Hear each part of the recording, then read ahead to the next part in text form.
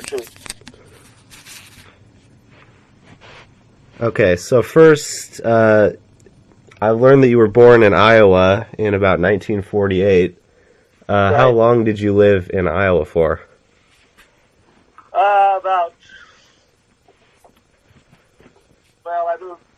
I moved to California when I was like 18, and then had to go back because of the draft, and then about a year later I moved to California for real. So, when I was old enough to move out, I did. Okay. In the American Bandstand interview with Dick Clark, you said that you started playing French horn and then you moved to drums. Did you play any other instruments? Not really. I played French horn in the high school band, and played I played the bass drum in the marching band, and I've played bass guitar in some different bands and on records and stuff, and just strum a little bit of guitar, so I can play a few of those instruments. Mm-hmm. That's about it. How did you meet the other guys in Crabby, Appleton, and how did the band form?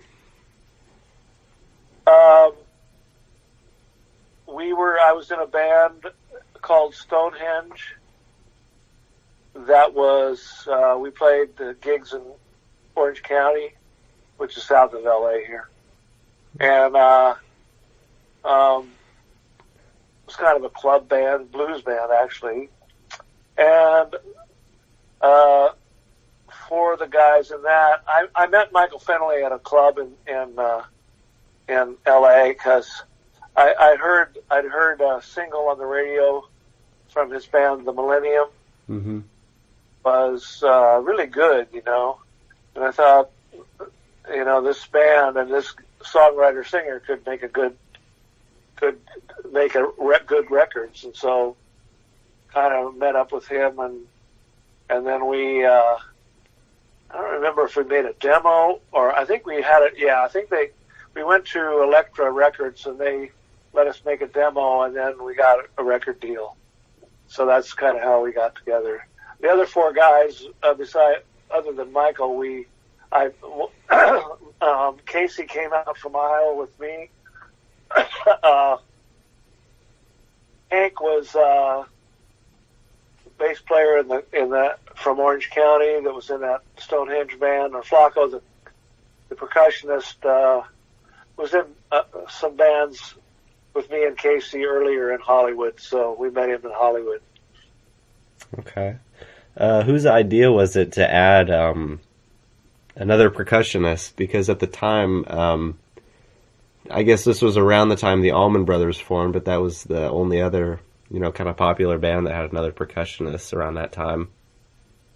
There was Blues Image that had Joe Lala. We knew those guys. And he was like, I don't know, he just was like, I liked the idea of having another percussion player. Uh-huh. And I don't remember exactly how we got I think, I think one of the first bands I was in LA was we were backing up Lee Oscar, who was in War. Remember War? Yeah, Eric Burden's band. Yeah. And I think Flacco, he wanted a percussionist, and so Flacco was there with him or something. I don't remember exactly how it all went together, but we stayed together after that first couple bands, and then he came and played with us in Orange County to make money, So you guys were on Elektra Records, the Doors label, and you guys opened for the Doors sometimes, correct? Yeah, we did. We did. Which was, it was like after their first couple albums. That's the only Doors albums I really liked. After that, it was like they were just, it was not cool. Jim Morrison would just get drunk and fall down, and that was the show. Well, yeah, because this would have been around 1970, which was, of course, Morrison's last touring year with the Doors. Right, that's right. So that's when it was, yeah. Were there any memorable things that happened on these shows with the Doors? Well, no, just in general that he was drunk all the time, and would, it was just stupid. It was not musically satisfying to me at all. They had giant. they were I guess sponsored by acoustic amplifiers. I don't know if you know any of this. You're pretty young, but acoustic amplifiers were these blue amplifiers. They made PAs and bass amps and stuff, and they had all those. They were very brassy, like trebly, and they didn't. So but they had all those. They had everything was acoustic. What were some of the other bands that you toured with around this time in Crabby, Appleton?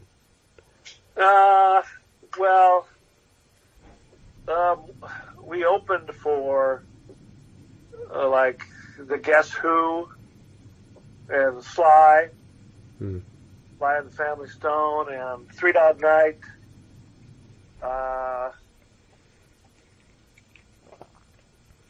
Let's see. I can't remember. That's mostly who I remember. Yeah, I just saw Three Dog Night in concert. Sadly, there's only one original member still with them, but they were still pretty good. Yeah, I mean, to me, they were. They were a cover band kind of. Yeah. And they were good, and they had good musicians. It's just that they didn't have any of their own songs, and I thought the original songs that they covered were better by the original artists, but that's just my opinion, I guess. Yeah. Who picked the name Crabby Appleton? I know it was a TV show in the 60s, but... I think Michael thinks that I did it. I think we were just sitting around talking about stuff, trying to figure out a name, and we remembered the old Tom Terrific cartoon on Captain Kangaroo, which was on TV, and I'm not sure if I brought up that name or not, but it was in the course of a conversation, about it. And so the name just stuck? You guys went with it? Yeah, we just went with it. And we even used the little Crabby Appleton guy logo on a couple of the second album, I think. Well, yeah, on the second album, he's like embossed on the front cover, and you can kind of see him on the back cover. Yeah, I think they had to pay. Probably had to pay for that. I mean, it's Terry Tunes, I think. Yeah. Yeah. I think it says Terry Tunes somewhere on the album. Probably, yeah. So you also were in Tom Petty and the Heartbreakers. How did you do this? How did you meet Tom Petty, and how did you join his band? Well, Richard Fernandez was their tour manager, and he was one of his first, if not his first, gig as a tech or roadie was setting up my drums in Crabby Appleton. So in the late 70s, they were looking for somebody to do percussion and help the drummer, and so Richard called me, and I said, yeah, I'll do it. So I ended up being their percussion for 4 years, the road, and then later did the drums on that Full Moon Fever record. Yeah. On the Full Moon Fever album, there's numerous musicians, including Beatle George Harrison and ELO member Jeff Lynne. Did you actually record with them, and what were your impressions on them? Well, pretty much Jeff every day. I mean, the basic record was made by Tom, Mike, Jeff, and me. I mean, the tracks were done that way. I was never in the studio at the same time as George, so I never really met him in that capacity. I was there when Roy Orbison was there. I was there when Del was there, Del Shannon. And I worked on a Del Shannon record too. Yeah. So I don't remember who else was on that record. I think that's mainly it. So then, Harrison didn't really stand out to you, is what you were saying? He was just there. I didn't meet him. He came at his parts on another day. Ah. I wasn't there. So that's that.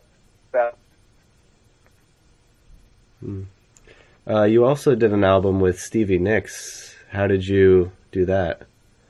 Basically, that was the same. I was the percussionist. I played a percussion on Stop Dragging My Heart Around, I think. Mm-hmm.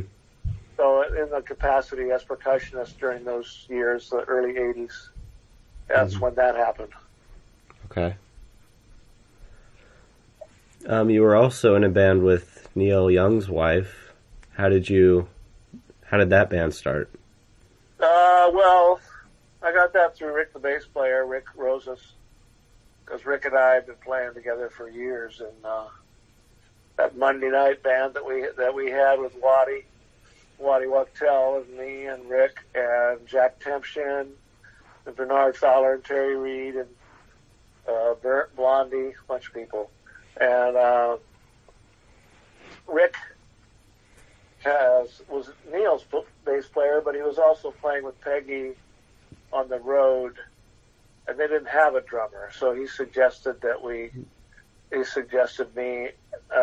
be the drummer. So that's how I got that gig, was through him. Okay.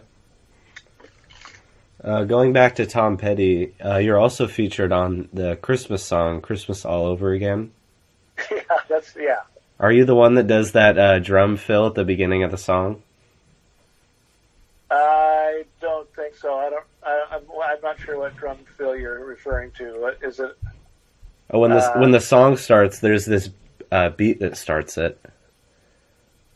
No, probably not. There were like two drummers and a couple of percussionists and three percussionists, I think. I was one of them. So okay. I'd have to listen to it. Hold on a second. Let me see if I can pull it up here real quick. Okay. Christmas All Over. Yeah, that's a cool record. I like that. It's, it's very sarcastic. kind of Christmas All Over Again. That's perfect. Yeah, the song was featured in Home Alone 2 and more recently in the new Home Alone movie. Yeah. Let me see if my speaker's on. I gotta turn my speakers on. Okay.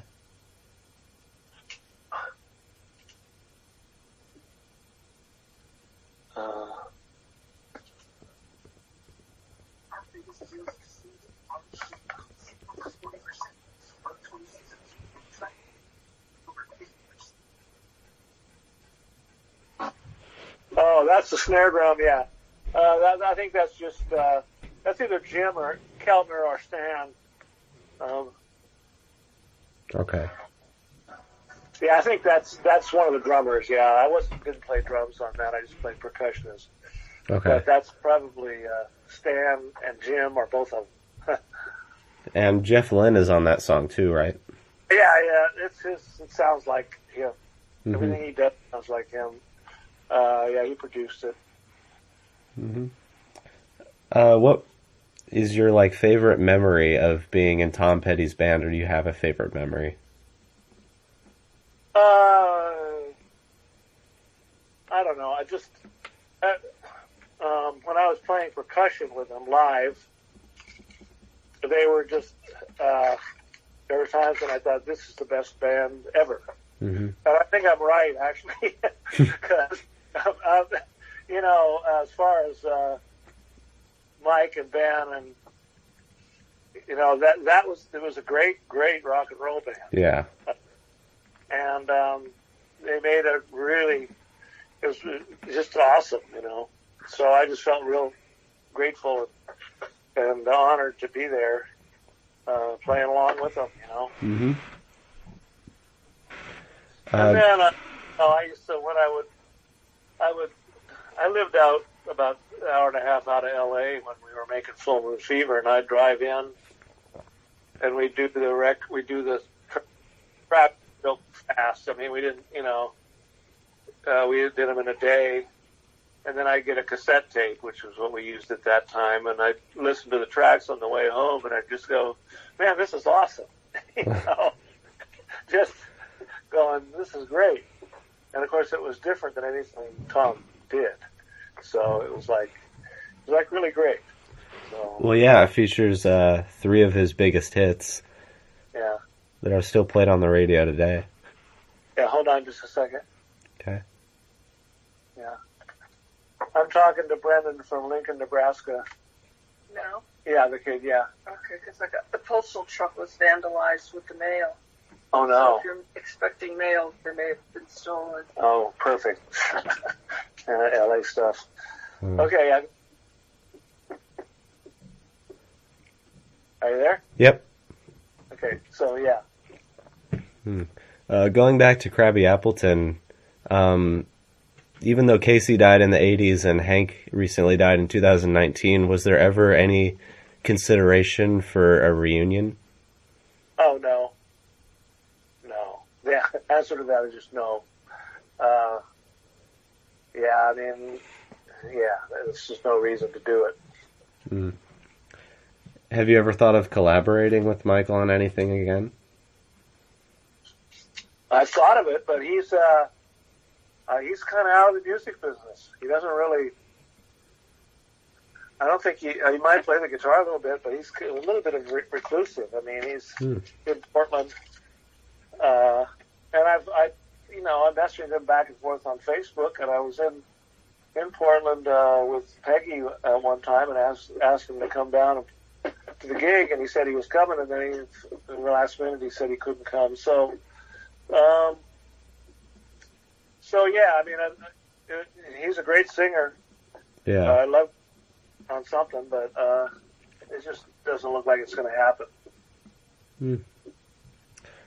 You guys were on the TV show American Bandstand, and I believe another show called Something Else, where you lip sync to go back. Yeah. Something Else was John Biner, I guess is his name, and that was in Catalina. And yeah, we were on a bandstand. It was interesting. I mean, when I look back at it now, I'm really a nerdy kind of, I don't know. It's like, it's interesting. It's funny. Yeah. Yeah. I'm just surprised your performance of American Bandstand still exists, because some of the artists I've interviewed have had their performance erased and the tape has been reused. That's what they used to do. Yeah, I am too. I mean, it's on YouTube, so you can see it. Well, yeah, it was uploaded by Michael. He's the one who uploaded it. Right. He probably got it somewhere. I mean, Yeah, because his copy is in black and white. It would have been broadcast in color, so ABC probably sent him a safety copy of it. That's possible, yeah. Yeah. Yeah. Were you? Did you meet with Dick Clark before the show backstage at all? Yeah, we talked to him for a little bit. Okay. Yeah, my biggest impression was he's short. Was short. He used to wear like what do they call those, stack heels, or like boots that made him look taller. Oh. Or whatever. Yeah. Were you guys invited on the show, or did you ask to be on it? Yeah, we were asked to be on it. The record company might have put it together. I don't know. Okay. I don't know how that works exactly. Because I know a band from Norfolk, Nebraska, were on American Bandstand, and the only reason was because somebody from the band sat like in the waiting room to be on the show, and the only reason they got on is because somebody canceled. Really? Yeah. Wow. It was May of 1969, so just like a year before you guys. Wow. Yeah, but on the bandstand performance, you guys did two songs. Go Back and Can't Live My Life Without You. I'm surprised you guys did two songs.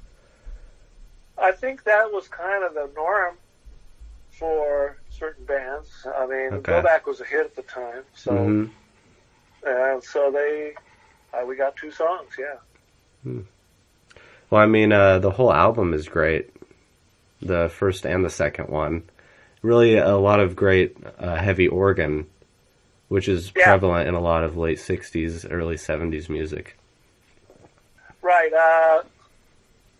You ever hear of, you probably have. You've heard of Keith Emerson, right? Yeah. The Nice and Emerson, Lake and Palmer. We like The Nice a lot. Oh, okay. Emerson, Lake and Palmer, I mean, but I actually prefer The Nice to ELP as well. Yeah, because The Nice is all. I even saw him a couple times. Wow. He used to. In case you got stuff from him.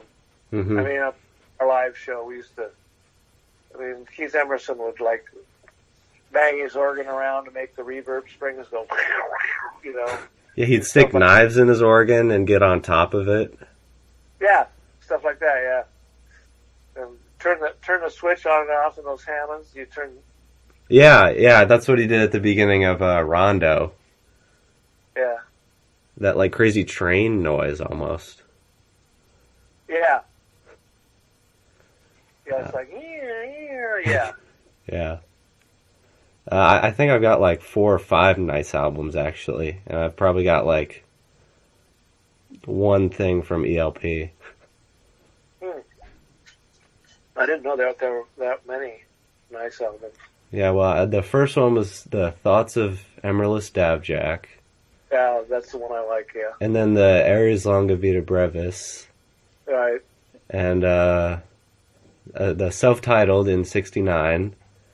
The Five Bridges from 1970. And there's something from 71. It's a live album. I think it's called Elegy or something. Oh. Can't remember. I remember 2 or 3 of them. Okay. Yeah. They didn't really have much success here in the States, but it's kind of ironic that their only top 40 hit in UK was the song called America. Right. Right, which is the West Side Story one. Mm-hmm. Mm-hmm. Yeah. When you saw the Nice live, they broke up in 1970, so you must have seen them between 67 and 69. Yeah, I think it was in San Francisco when I was there. Okay. They opened for The Who or something. I don't know. Yeah. Was the guitarist Davey O. List there at the time or not? Do you remember? Yeah. So. What was that? Yes, I think he was there. Okay. So yeah, this probably would have been 1967 because he left right after America was recorded in 1968. Yeah, my memory is a little foggy, but I'm not sure. But I think so, yeah. Okay. Yeah. Did you have any of their albums at the time? Yeah, I had the first 2, I think. Mm-hmm. Yeah. Okay. What were some of the other bands that you were influenced by at the time? At the time, we liked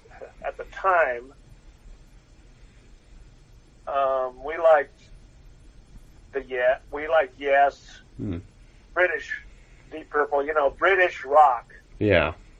We were influenced by, and so although we were from LA, we weren't really an LA music band. We had, our influences were elsewhere. Yeah. Are there any recordings of you guys live at the time?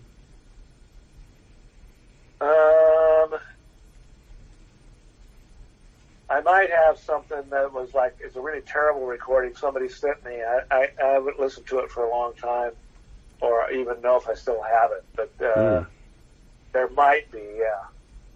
I mean, I'd be interested to hear it. If I have it, I'll send it to you. Okay. Yeah.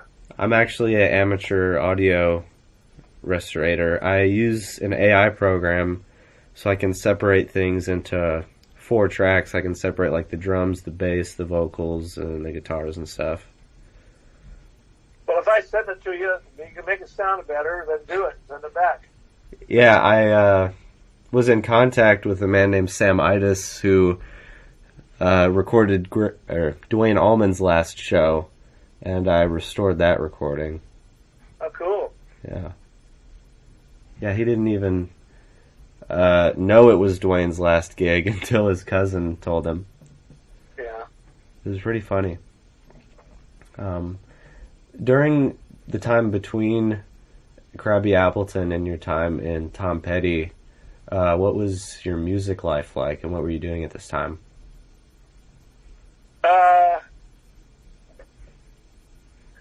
I had a couple of other small bands that I was playing with, a club band or something. I kind of got disenchanted with the music business after Crabby Appleton, and moved out to LA and did some other stuff. You know, had an antique business for a while. And it's just I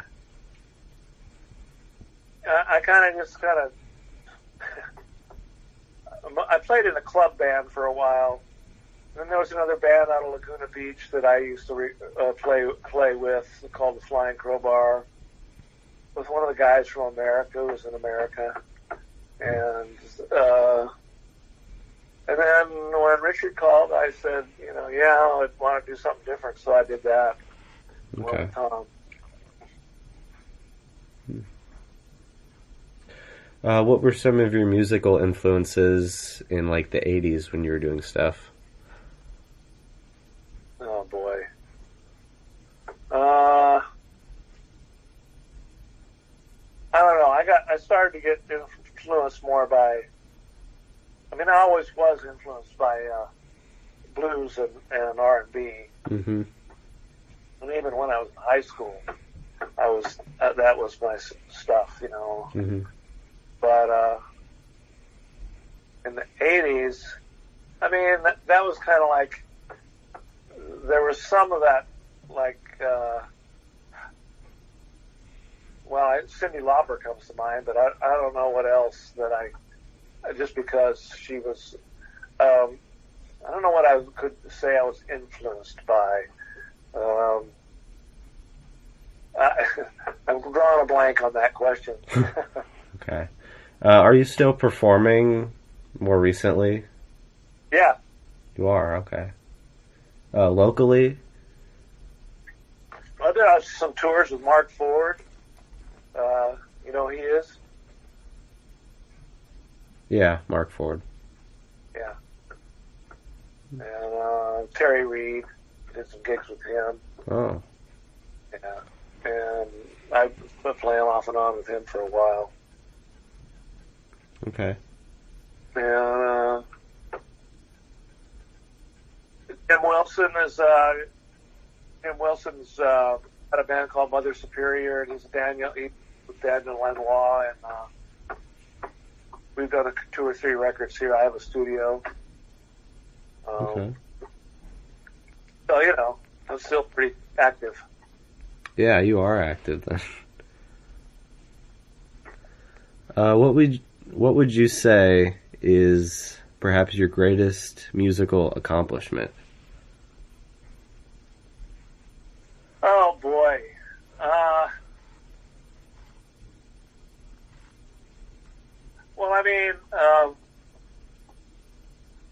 Being on those records, probably Tom's records. Mm-hmm. And Crabby Appleton too. I consider it all to be really good music. In fact, Tom liked Crabby Appleton too. He played Go Back and a couple other songs on the Buried Treasure show of his on Tom Petty Radio. Hmm. So,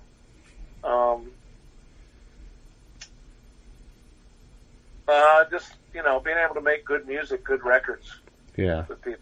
with people that are known, Hmm. and also that knowing and the songs that I don't write songs, but I played on a lot of really really good songs. Yeah.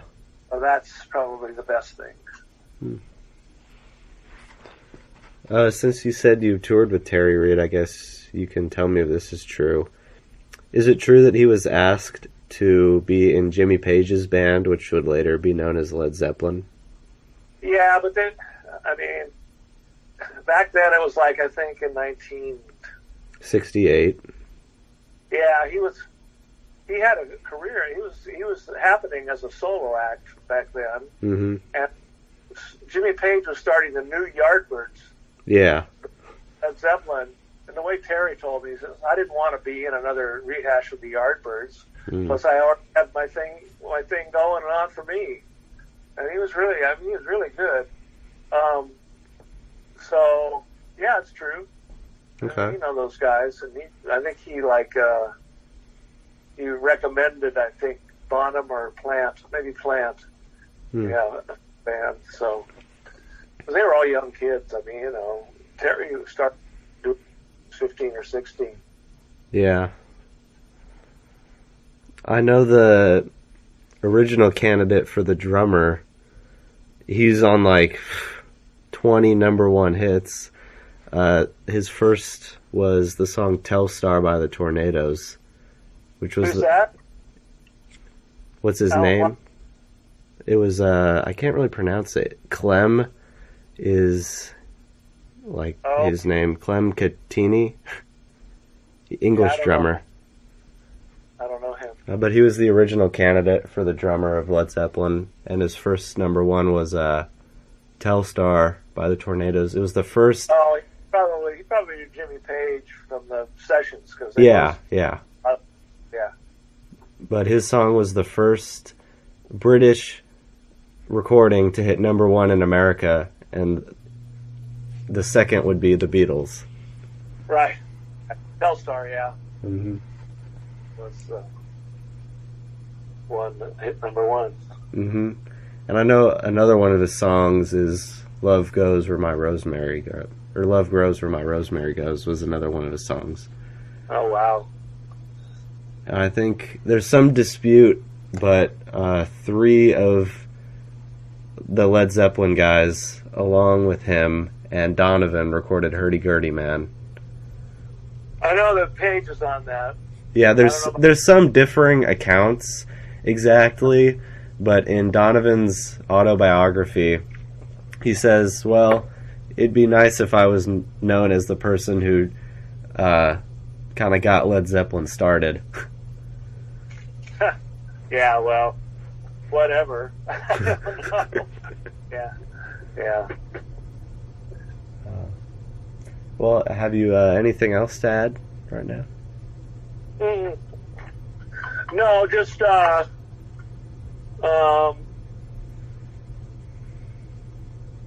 Marc Ford stuff is great. His solo stuff is great, Mm-hmm. and that it's a 3-piece band that we're doing, and he just got another gig with to tour with somebody. Going to be out of recording, playing. Mm-hmm. And we made a record of Neil Young's. Okay. That's really great. I mean, it's band Jim Wilson, so you can find that somewhere. Okay. That's the only thing I would say. Okay. Well, thank you for your time. Thank you for this interview. Sure. It sounds like you know what you're doing. You do a lot of these, so you have a YouTube channel or something?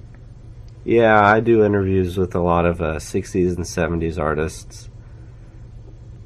Okay, cool. Well, if I find that live Crabby Appleton thing, you want me to send it to you by...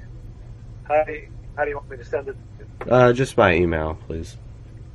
All right. Do I have your email? I don't know if I have your email. Oh, you gave me yours. Okay. So. All right. I'll do that. Okay, thanks. Yep. Thank you. Bye. Bye.